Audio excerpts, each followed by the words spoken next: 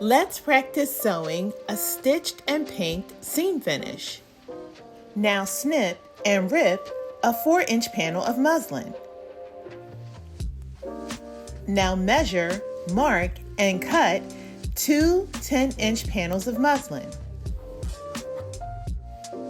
Make sure that you have 2 4 by 10-inch panels of muslin. Now let's locate our 1-inch seam allowance guide on our machine.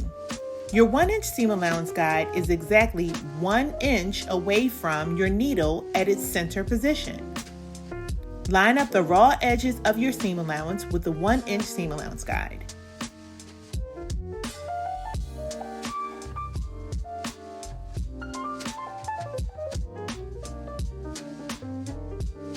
Continue sewing your seam.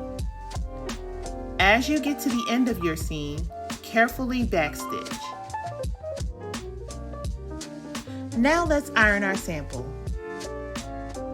Be sure that your iron is on a cotton and steam setting. Place your sample on your ironing table, seam allowance facing up. Separate and smooth the seam allowance open with your fingers. Then press your seam allowance flat and open with the iron. Now turn your sample to the correct side. Be sure to check your sample for any imperfections while ironing.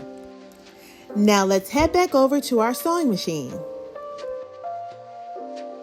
Now align the raw edge of half of your seam allowance with the edge of the foot.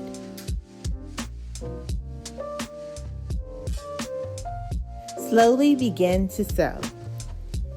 Be certain that the raw edges of your seam allowance are aligning directly with the edge of your foot. Remove your sample from the machine and follow this exact process with the other 1-inch seam allowance. Now here's the fun part. Let's grab our pinking shears.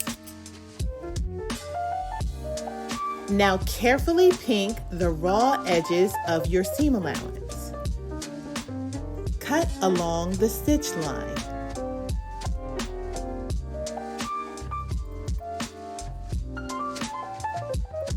Be sure to take your time.